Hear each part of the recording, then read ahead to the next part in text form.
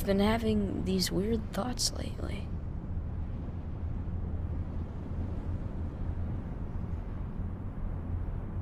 Like, is any of this for real? Or not?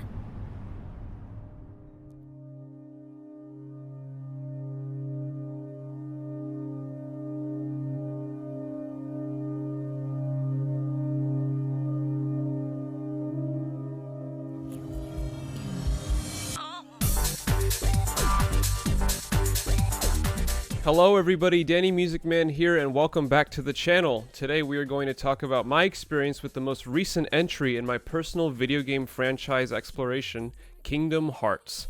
This video isn't really a retrospective, it's mainly just to tell you guys what I thought of the Kingdom Hearts games and some extra stuff at the end. So, really quickly, and for those who don't know, what is Kingdom Hearts? Kingdom Hearts is a video game series developed by Disney Interactive, the Walt Disney Company, and Square Enix. It is a crossover of Disney, Pixar, and Final Fantasy, centered in its own original universe with its own set of original characters. The game focuses on Sora, a 14-year-old boy who we follow on his adventures with Donald and Goofy across different worlds while also uncovering the mysteries of Organization 13. Obviously, the lore and plot goes much deeper if you know anything about Kingdom Hearts. But if I kept talking about the plot in the intro, we would be here for a very long time. Again, like I said, if you know anything about Kingdom Hearts, you know how difficult it is to explain it to somebody who doesn't know anything about Kingdom Hearts. But without further ado, let's get right into this video with the first game in the series.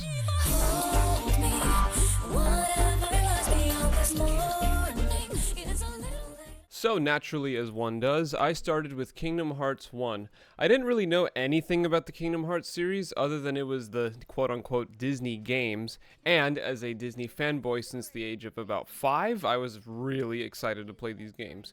So I bought the Ultra Mega Super Deluxe package of the Kingdom Hearts 1.5/2.5 remix, started a new game, and... Alright, so right off the bat, I want to talk about one of the wonderfully bizarre things about the Kingdom Hearts series, the CGI cinematic intros. They are ridiculous, and I mean that in the best way possible. The songs used do not work at all with what is being shown on screen, and especially in Kingdom Hearts 1's case, are very dated. However, it's so weird that I love it.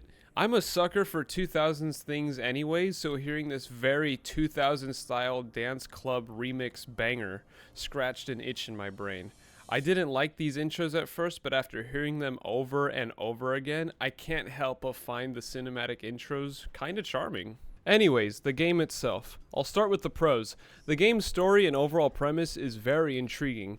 You play as Sora, a boy who lives on Destiny Islands with his friends Kairi and Riku, who all want to leave the islands to explore the other worlds that lie beyond. One night, a mystical storm blows in and the island is invaded by shadow creatures named Heartless. Riku and Kairi disappear, and Sora obtains the power to wield the Keyblade. Meanwhile, King Mickey has left Disney Castle, and Donald and Goofy are tasked by King Mickey with finding the Keyblade. Long story short, Sora meets Donald and Goofy in a place called Traverse Town? I've heard it said both ways. I've always said Traverse, so I'm just going to call it Traverse Town. And so begins the journey to find Riku and Kairi. Again, I won't say the whole plot because chances are you, the viewer watching this video, already know the plot of the first game and probably all the other games. And if you, the viewer, don't know the plot of the games, the last thing I want to do is spoil it for you. Another pro I have is the music. The music, as it usually is the case with Square Enix games, is fantastic. Some of my standout tracks are the themes for Traverse Town, Agrabah, Hollow Bastion, Dearly Beloved, and both the intro and outro versions of Simple and Clean. Another pro is the Disney worlds. I adore them.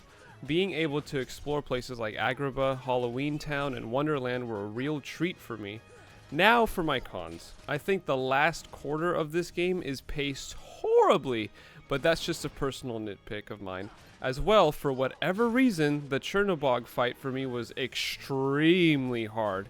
Same with the second Riku Ansem fight. The last thing I didn't like is the gameplay. Since this is an older game, the gameplay and combat felt very weird and clunky for me. However, I would grow to get used to it, but I still didn't really dig the combat and especially didn't care much for the camera sometimes. But it's a game from 2002, so I'm not going to knock it that hard. Otherwise, though, I enjoyed this game. Some problems here and there, but definitely made me want to explore and continue the franchise.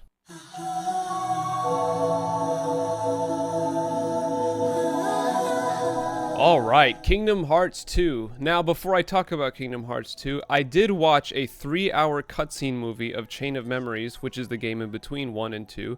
I tried to play the game, and I got like 30 minutes in, and I could not figure out the gameplay for the life of me. I'm probably just bad at games, and it's probably just user error. But anyways, I watched the cutscenes, and I have to admit, I really dug this story. Everything from the introduction of Organization 13, being introduced to the members' personalities, seeing a side of Sora that we haven't seen yet, Naminé, and everyone losing their memories was pretty intriguing. I think Chain of Memories is a great setup for Kingdom Hearts 2. For me, Kingdom Hearts 2 is the first truly great game in the series. The intro cinematic is the best in the series, no doubt. Sanctuary being this mid-tempo, ethereal alt-rock song, which is the complete opposite of the first game's intro, I think is really, really great.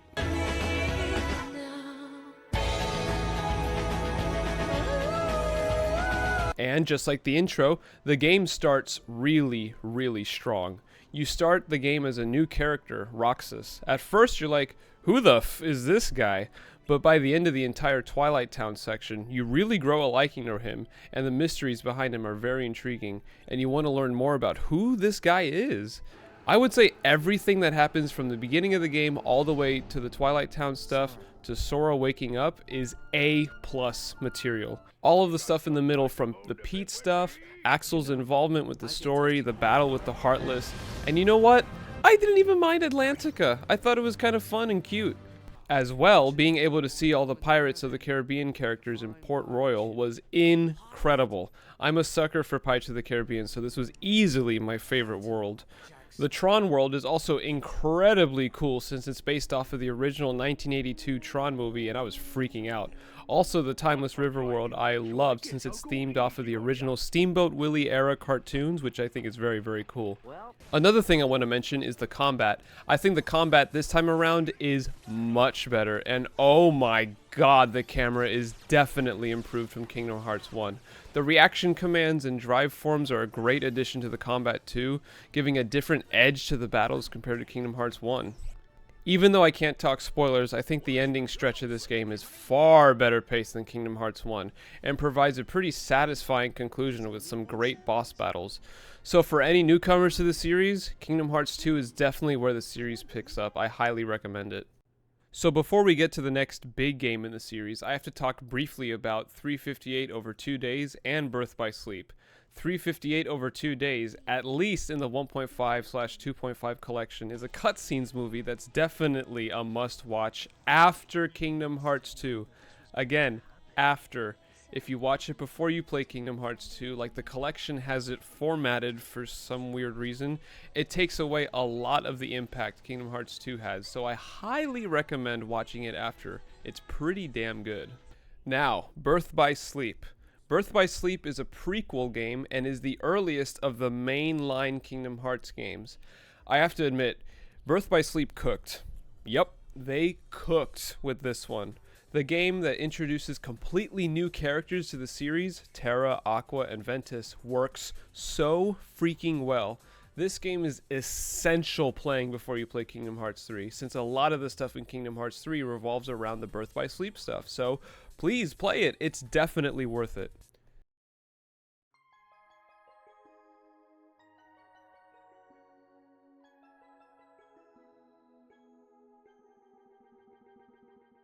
Finally, 14 years after Kingdom Hearts 2, Kingdom Hearts 3 was released. Now, this is an interesting one, and I'm just going to come out and say it straight away. This is probably my favorite game in the series.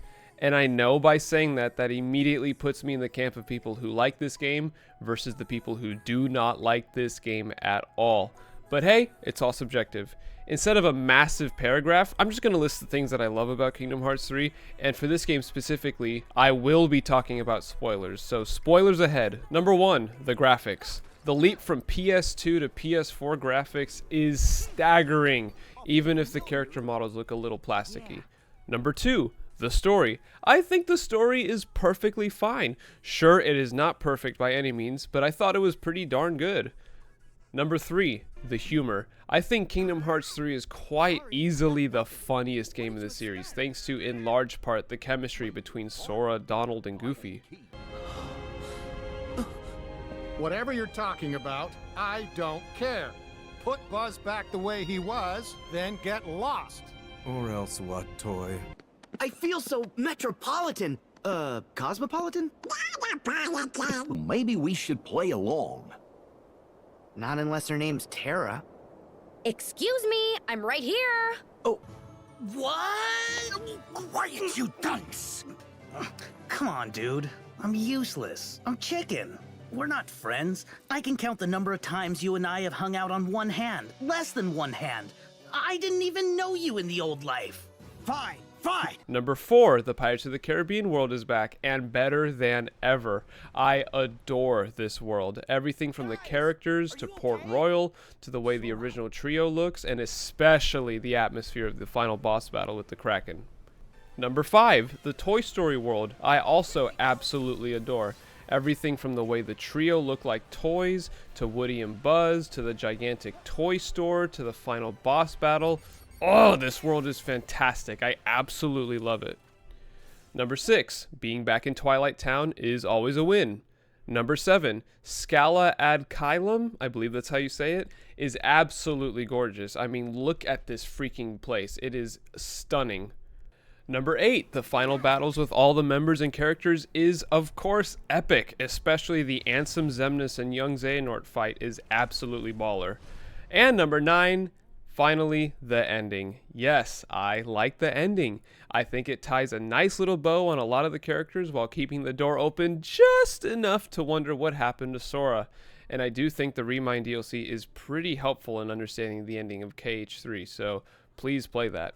So yeah, that's all the stuff combined that helped me really enjoy Kingdom Hearts 3, like a surprising amount, and it's quite possibly my favorite game in the series, and I am not ashamed to say that. So I have some extra things I wanted to talk about too that I couldn't really fit elsewhere in this video, so I wanted to mention it right before the end. So back in the day when Kingdom Hearts 2 and 3 were about to release and we're getting, the usual promotional stuff, at Disney parks, they actually were promoting these games, believe it or not, which I know it kind of sounds obvious because it's Disney, but I'm just surprised that Disney kind of embraced Kingdom Hearts a lot because it's a video game, and, Disney doesn't really promote video games like that. So at the parks like Disneyland, California Adventure, and Disney World, they would actually have character meet and greets of Sora, Donald, and Goofy, and they would actually have statues promoting the game, so I think that's pretty cool. One other thing I wanted to mention is Maleficent, and whenever Maleficent is on screen in all of these games, she is absolutely stealing the show, and I think her voice actress is so accurate to what Maleficent actually sounds like. It's kind of incredible, so good on you, Maleficent. Another big thing that I wanted to mention is the dialogue in these games. Now, the dialogue can be cheesy, it can be funny, it can be cringy, and I think it's great. Here's a compilation of that. That was undeniable proof that we totally owned you, lamers. The Heartless obey me now, Sora. Now I have nothing to fear. You're stupid. Because I'm you. No, I'm me. I'm me, he says. Kyrie's inside me? Say, fellas, did somebody mention the door to darkness? Who are you? I'm what's left. Or maybe I'm all there ever was. I meant your name. You won't need a home anymore where you're going. What? Why? You're the real sham. Fair enough. You could say I am the biggest nobody of them all.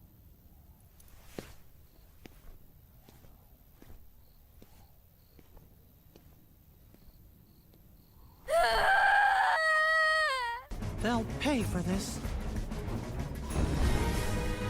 I knew when I met you. You and Kairi smell the same. Oh, now I've got it. Ha means heart. No. Shion. Who else will I have ice cream with? Mickey! It's Riku! They put bugs in him! What?